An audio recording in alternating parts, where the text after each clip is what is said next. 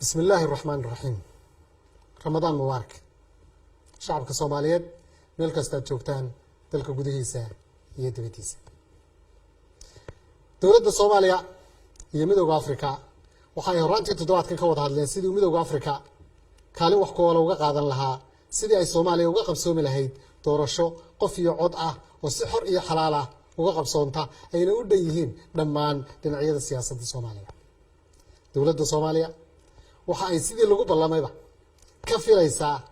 midowga Afrika taageero gacan ka geysan karta sidii ay u dhici lahayd doorasho shacabku doorta wakiiladooda si waafaqsan dastuurka dalka dawladda Soomaaliya waxay ka digaysaa xogaha xasaasiga ee hordhaca ah oo xaqiijinaya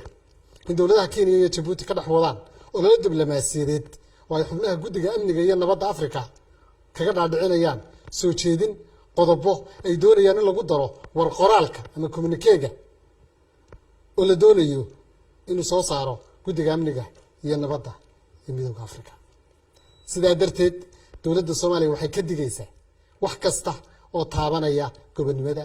iyo madaxbannaanida siyaasadeed ee Jamhuuriyadda Federaalka Soomaaliya waxayna ka soo horjeedaa dawladdu in dawladda xubnaha ka guddida oo ay Soomaaliya kala dhaxayso xurguf siyaasadeed ay guddida amniga iyo nabadda ee midowga Afrika u adeegsadaan ku xadgudubka gobonimada iyo madaxbannaanida Jamhuuriyadda Federaalka Soomaaliya ururada aan xubnaha ka nahay diblomaasiyiinta shisheeye iyo dalalka aanu leenahay cilaaqaadka diblomaasiyadeed waxaanu si cad ugu sheegaynaa in baarlamaanka federaalka Soomaaliya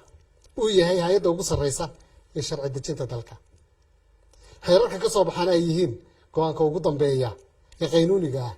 ee Jamhuuriyadda Federaalka Soomaaliya xukuumadduna ay tahay hay'adda fulisa xeerarkaas dastuuriga ah dawladda Soomaaliya